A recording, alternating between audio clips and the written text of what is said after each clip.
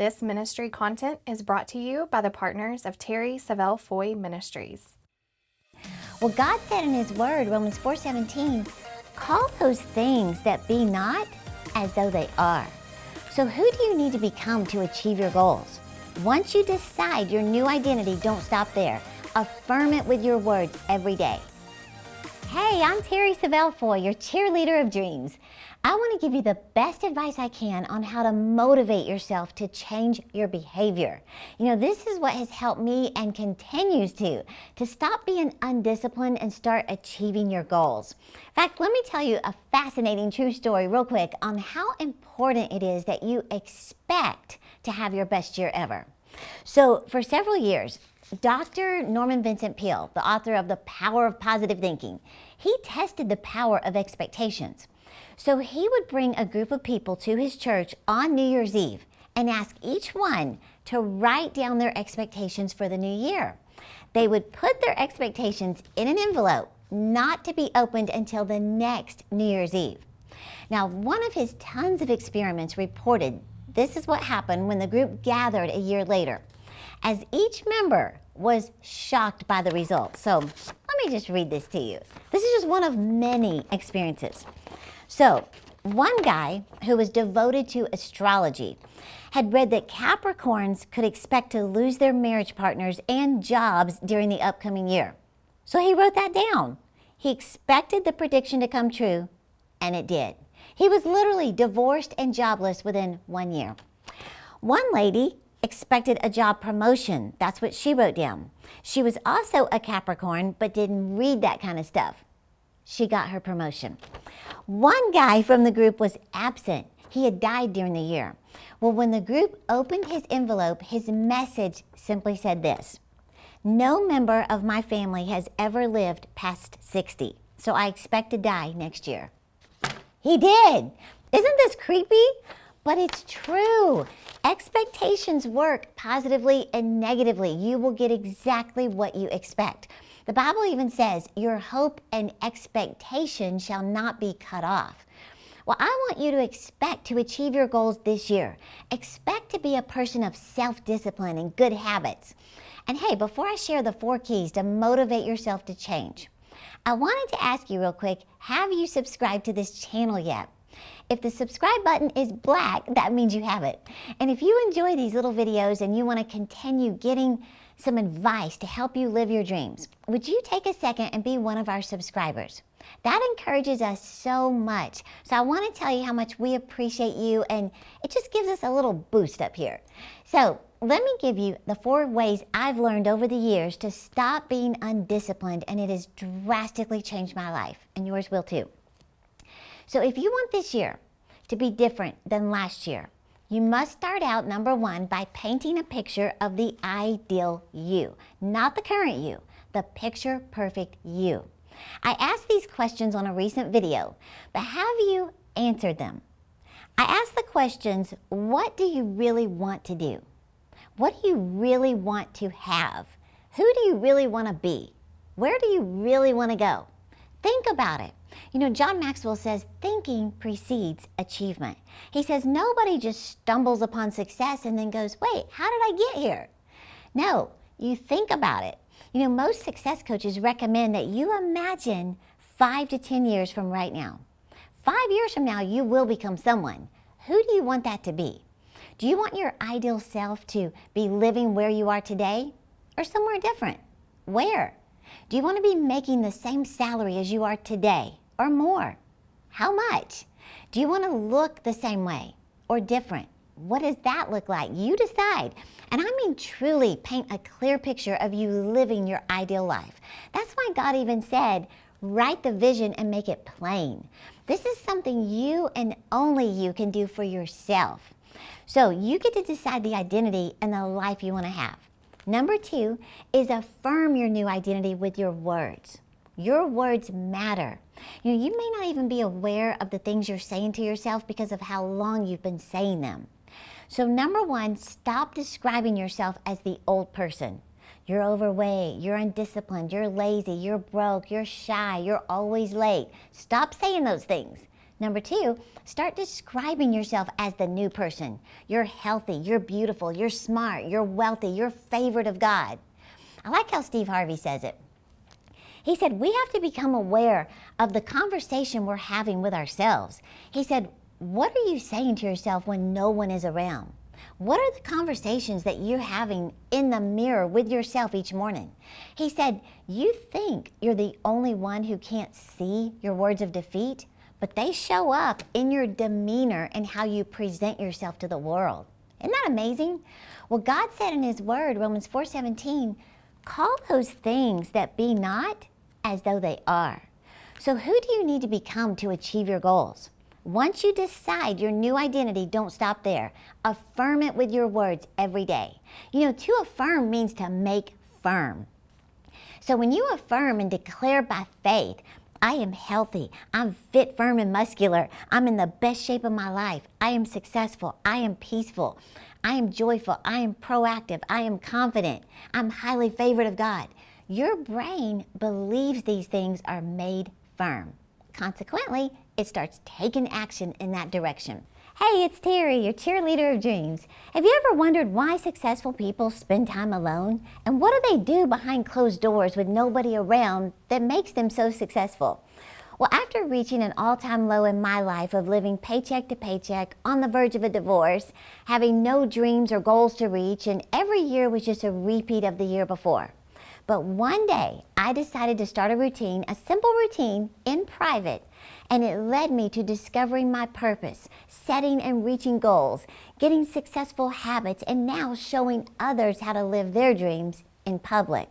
You know, they say people are rewarded in public for what they practice in private.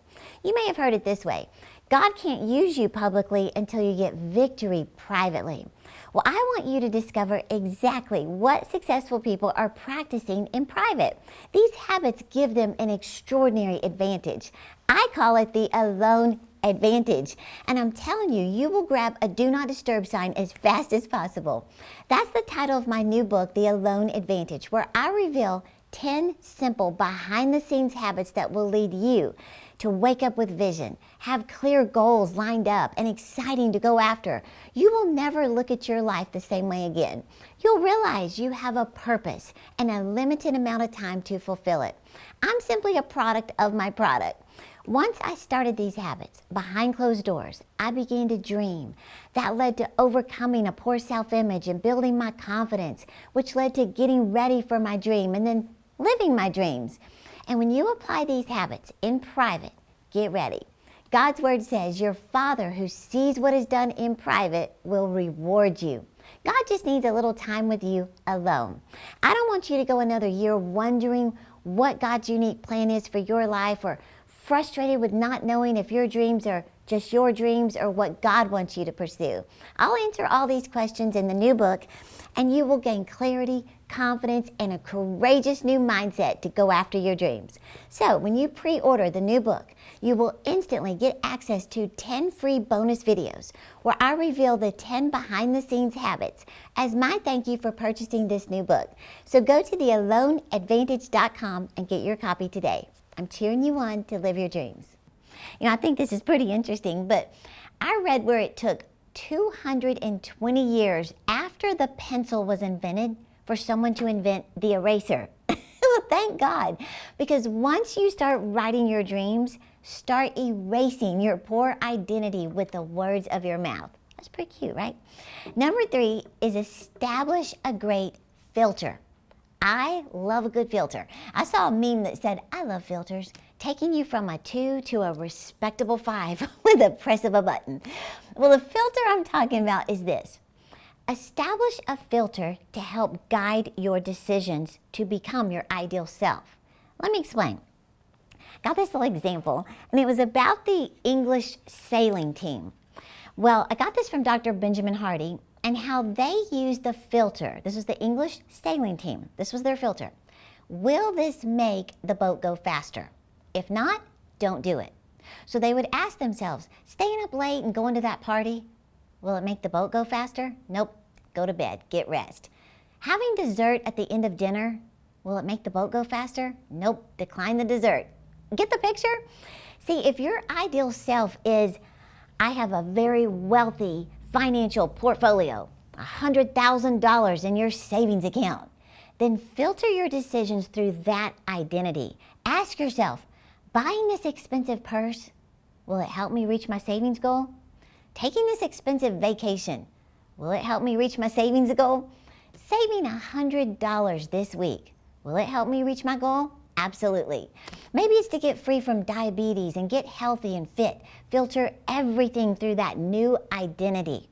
Eating these nachos at 10 o'clock at night, will it help me reach my ideal body goal? See, now you have a filter that drives your decisions and your behavior, and your goal is to get to the ideal you. Maybe you have a big dream to get married soon. Filter everything through that goal. Will staying home 5 weekends in a row and not going out to meet people help me reach this goal? Will continuing to date this guy who I know isn't right for me help me reach this goal? See, you filter your decisions through the identity of the ideal you. In fact, in an interview on the mindset of a winner, the late Kobe Bryant said this. He said, everything was done to try to become a better basketball player. He went on to explain how he achieved that goal. Kobe said, when you have that point of view, the world becomes your library to help you become better at your craft. Well, that was his filter. Will this make me a better basketball player? See, once you've established a change in your identity, filter everything through that. Okay, and number 4 is challenge yourself for 30 days.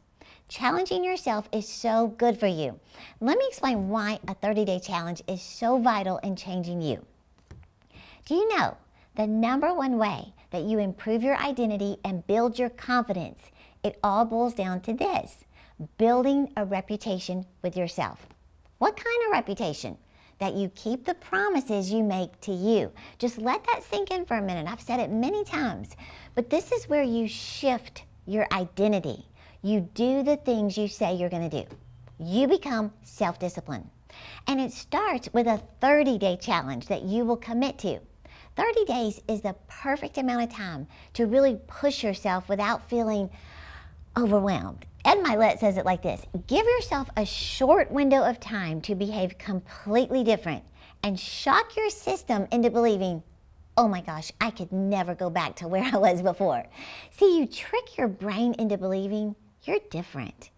Your brain begins to believe you deserve something different. Ed Milet says go psycho for 30 days. You can do this. So what I did was I put together an amazing list of 100 30-day challenges to help you prove to yourself that this is the time for you to become disciplined. And you're gonna love this. Just pick 1, maybe 3 things from this list and give yourself a 30-day challenge. Then pick another couple. So just click the link in the description to get this free download of 100 30-day challenge ideas and get started. And you're going to be amazed and proud of what you do in 30 days.